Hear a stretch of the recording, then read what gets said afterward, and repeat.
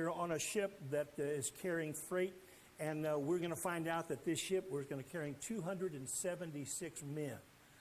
Some footnotes say 76, but it's generally understood. There were almost 300 men on the ship. And the ships at that time did not have a rudder. They were sailing ships. They would have one giant central mast, and that mast is where most of the leakage would come from. And what they would do to steer the ship is that at the back of the ship, stern, they would have two oars that were set out. Those oars were not for moving. Those oars were for navigating, for steering. And that was their rudder. Hinged rudders under a boat didn't come until several centuries later. And one other thing that was unique about the boats that they used in the first century is that because the sea was so rough and because their material was questionable at best, when they would put the planks together, and of course they would seal it with pitch and everything that Noah did to build his, they would wrap ropes around it to tighten up the ship. Maybe you've seen that before in other situations. And they would tighten those to hold the boards together so the ship wouldn't disintegrate. And those were the ropes that we're going to read about here in a minute that they would cinch up to keep the thing tight. But then there's a point where it can be a little too tight, where it starts fighting against the water and the wind. And now it becomes a real tenuous and perilous situation here. So they come to Fair Havens, and because, verse 9 again, so much time had passed, and the voyage was now dangerous because even the fast was already over. Now this is the fast. We know now that this fast that they were speaking of, or the Day of Atonement. This was now first part of October. This is not a good time to be out there in the water. And Paul advised them in verse 10, saying, "Sirs, I perceive that the voyage will be with injury and much loss, not only of the cargo and the ship, but also of our lives." But the centurion paid more attention to the pilot and to the owner of the ship than to what Paul had said. Now, you can't fault him on one hand, because Paul's not a sailor.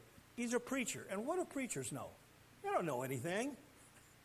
Here's the pilot and the owner, the captain of the ship. He said, no, we can make it. So the centurion, no, we're going to go with them. And Paul, no. It's interesting how that conversation would have gone. How insistent was Paul? I don't know.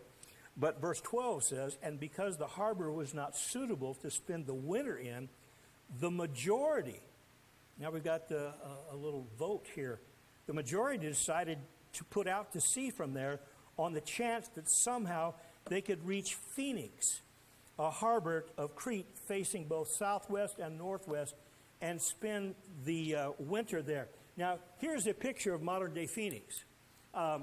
And it would have been a better place, and it was only, as I'm understanding, about 40 nautical miles. So if I'm stuck here in this big ship, and the waves are rocking and things are looking tough and it's only going to get worse, and we're in this place that is not suitable for whatever reasons to stay the winter, and Phoenix is just 40 miles, the majority think, yeah, let's go on down here. It can't be that hard. Look at how far we've come so far on the map. So another few miles isn't going to make that big a difference. And I'm thinking if I'm one of them there, and these captains, these sailors, the people that do this professionally, they know Phoenix. They've been there. They know the conditions that will get them and can protect them. And they're thinking, no, let's don't stay here. Let's get to where we know we can be safe. So on the surface, as just a person who does this for a living, it would seem like a no-brainer. You can't fault them for that. Grant?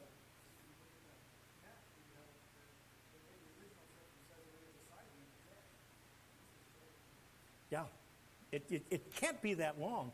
But when the winds are against you, now they're coming from the north, and they're hoping that the island of Crete would protect them. But it's just not going to happen.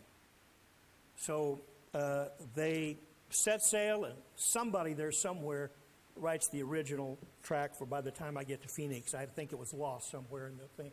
But they want to get to Phoenix, and they're going there, and they don't get there because Paul said, we're not going to make it. We have great loss of property and even life. So verse 13 says, now when the south wind blew gently, okay, it settled down. That they had obtained their purpose, they assumed, okay, I think this was a good decision. All right, let's go on and make it to Phoenix. They weighed anchor, pulled them up, sailed along Crete close to the shore. Makes perfect sense to me. This is what we would do. This makes sense. The winds are favorable. They pull up their anchors. They sail close to the shore. But verse 15, soon a tempestuous wind called the northeaster.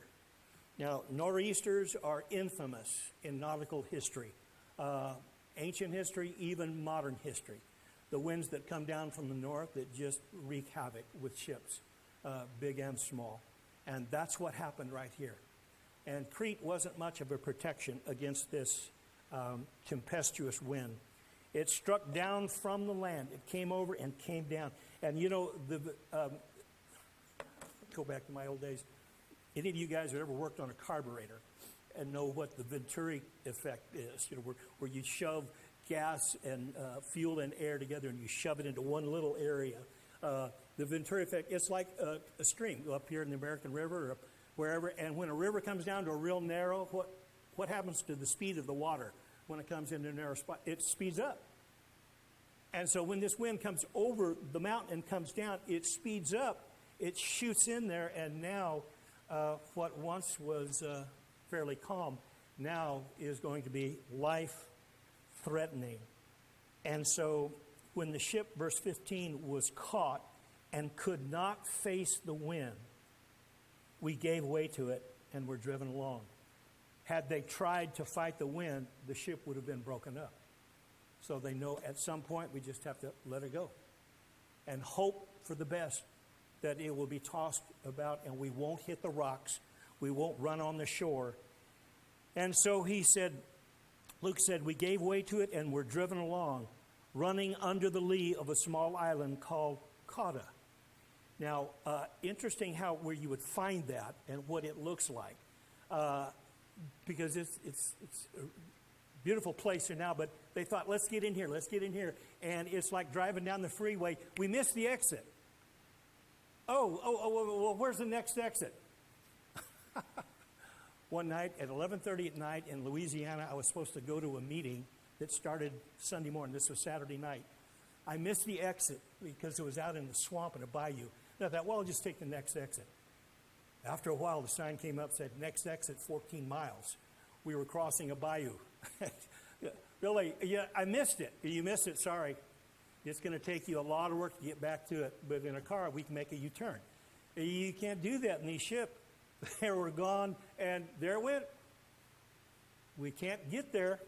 And so what's going to happen? Running under the lee of the small island called Cauda, we managed with difficulty to secure the ship's boat. And hoisting it up, they used supports to underguard the ship. That's these ropes that would pull this thing together. And they had a little ship that they would put out. Maybe we can get out here and help our situation here. Not going to happen, because fearing that they would run aground on the Syrtis, that is these pile of rocks there, they lowered the gear, and thus they were driven along. No, it's just they lost their chance. Now, all this nautical stuff that is going on, from what I've read, this is supposed to be very interesting to boat people. We see this as just a disaster slowly happening. You know, this is a huge train wreck that no, and it's you can't stop it. It's so big. And it says, verse 18, since we were violently storm-tossed, they began the next day to jettison the cargo. Now, I've never been out in a ship like that.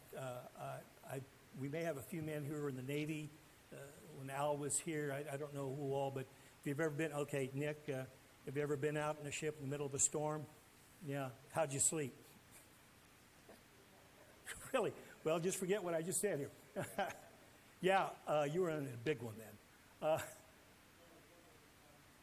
Oh, designed to sink. Oh. Yeah, I would sleep well in a ship like that too. Anyway, when you see those pictures of the waves that roll up, 3, 4, and 5 stories high, and then all of a sudden it just drops and the ship is falling. And I just can't imagine surviving something like that. And besides the physical trauma that it would happen to you, the mental and the emotional stress would just be off the chart. And that's where they are, and they're just hoping. We can't fight this, so we just have to let it go and hope that our ship stays together. And they began jettisoning the cargo. We don't care about the wheat and all the other stuff that we have, the grain or whatever it was that they put on the ship. But what really gets me here is verse 19, and on the third day, they threw the ship's tackle overboard with their own hands. They're taking it apart by their hands and just throwing it over. Any hope of guiding that ship is gone. They're not going to be able to steer it. They're putting this in the hands of, they would say, maybe the gods of the sea. Paul knows the Lord has told him, this is going to be bad. This is going to be tough. And you better be careful here. And so when, verse 20, neither sun nor stars appeared for many days, we're going to see they're going to be out here for 14 days. 14 days, you don't see the sun or the stars. That suggests, I don't know when it's day, I don't know when it's night. The storm is so intense. We've all probably been in a storm like that at some point, at some time, when the hour of the day is, you can't even recognize it because the storm has so filled the sky with all of the wind and the storms that come through regularly in certain places in the world with hurricanes and tornadoes and tsunamis and all of that stuff. You don't stop and think, well, let's see, is it 10:30 or is it 11:15? Day and nights just kind of melt into each other. And this over a period of 2 weeks. How could you handle that? And we're going to see here in a moment, they didn't even eat. Well, who would want to in something like that? They're probably, if they're not sick down to their toes, they are scared out of their minds from top to bottom. This has consumed them in this storm that they are in. And so they jettisoned the cargo. And the third day they threw the tackle overboard. In verse 20, when neither sun nor stars appeared for many days, and no small tempest lay on us. That's Luke's way of saying, this was beyond description of how big this thing is. No small. This expression means this was quite extraordinary, beyond a normal storm. It laid on us, all hope of our being saved was at last abandoned. This is how bad it got, that everyone on board, and I don't know if this includes Paul or not. I tend to think it does, because the Lord had told him, you go on. If you don't stay here, there's going to be great loss of cargo, of ship, and of lives. So it may be that Paul is churning this back and forth. Now, just freeze this moment for a second and let's get out of this. Hasn't Paul been promised by God on a number of occasions, you're going to get to Rome? And it has been delayed for a couple of years at least. And he's thinking, well, I wonder when I'll make it to Rome. Maybe I'll make it to Rome in the next life. Because right now, it's like, Lord, are you going to pull me out of this one? It's been one catastrophe, one problem after another. And now, he said, when everyone just gives up, we're all going to die. And my guess would be, and the text doesn't tell us, it's just a suggestion. But my guess is Paul is saying, all right, okay, I'm dead. The Lord will use me in another way, and I'll get to Rome somehow, some way else. Ed? There's an interesting thing that kind of fits by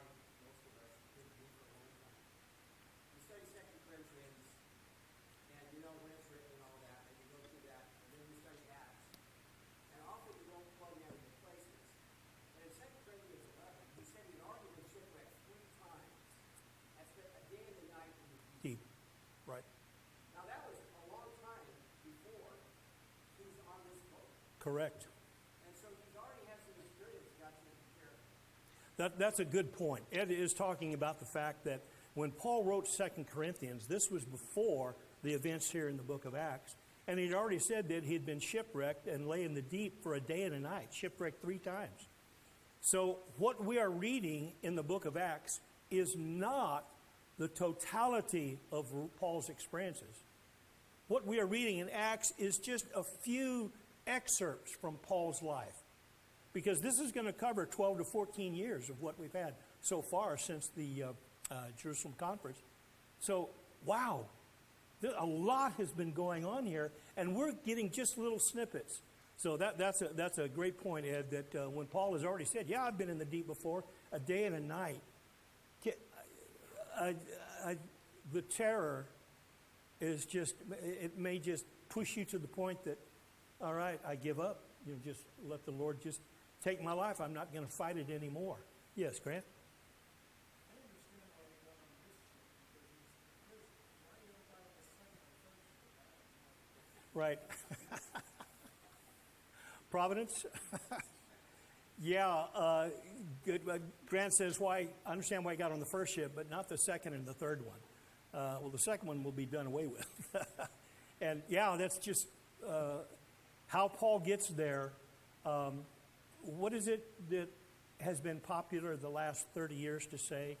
The joy is in the journey. Do you think Paul can say that? I'll tell you, what I believe is in most of our lives, and without preaching a sermon, but just to make this point, the wonder of life is in the journey. It's not always joyful, not always happy, not always pleasant, not always smooth, and it's not always rough, and it's not always bad, and it's not always painful or torturous. So sometimes it's cyclical. We come in and out, we get in, and the way of life is wonderful. It's filled with wonder, some positive, some negative. But just, well, I'm going to take 30 seconds. Just think about this for a moment. Those of you who are older, the Medicare crowd. No, and you don't have to be in your 60s. Those of you who are in your 40s and 50s. Think back 25 years ago. Think back 30 years ago. Think back to a time before your children or when your children. What all has happened to you in the last 3 decades? You know, a lot of things have happened to us. Some good, some not so good. And we have been to lots of places in the last 3 decades.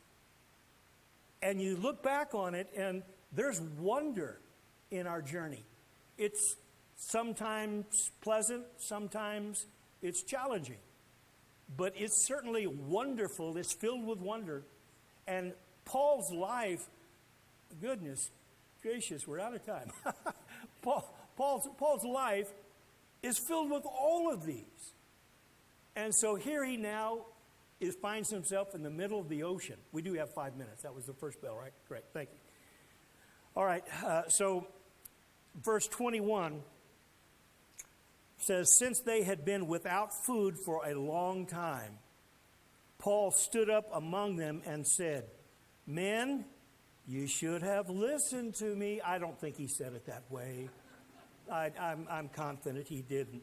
But you know that thought was there. Men, you should have listened to me and not have set sail from Crete and incurred this injury and loss. Now, they're listening to Paul. He said, yet now I urge you to take heart, for there will be no loss of life among you, but only of the ship. For this very night there stood before me an angel of the God to whom I belong and whom I worship. And he said, do not be afraid, Paul. You must stand before Caesar. Here's another promise to get to Rome. But it is at the very depth, the deepest, darkest hour of Paul's life, where earlier, remember in verse 20, there was no hope for any of us to being saved.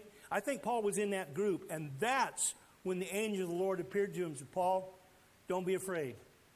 You're going to make it, and you will stand before Caesar.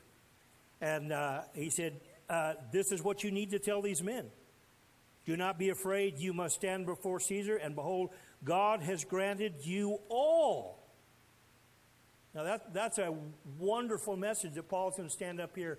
God has granted to you all, those who sail with you, So take heart, men, for I have faith in God that it will be exactly as I have been told.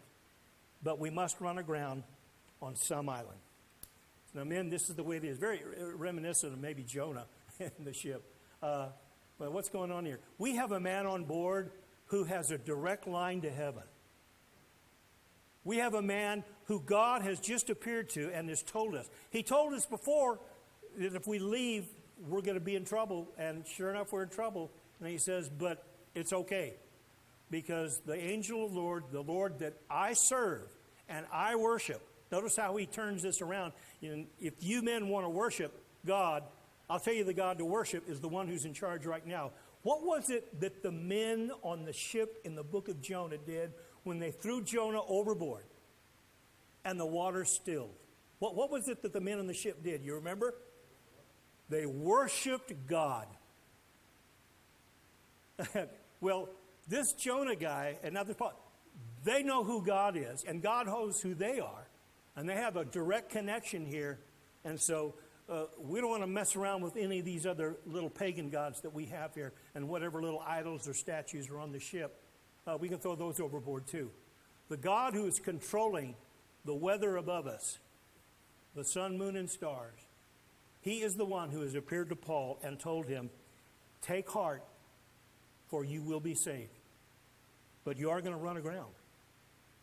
And so Paul is telling him, basically, stick with me, fellas, and we'll make it through. Paul, I believe, goes from prisoner to leader. Just one point. And that's where we'll pick up Sunday morning. Thank you for your good attention.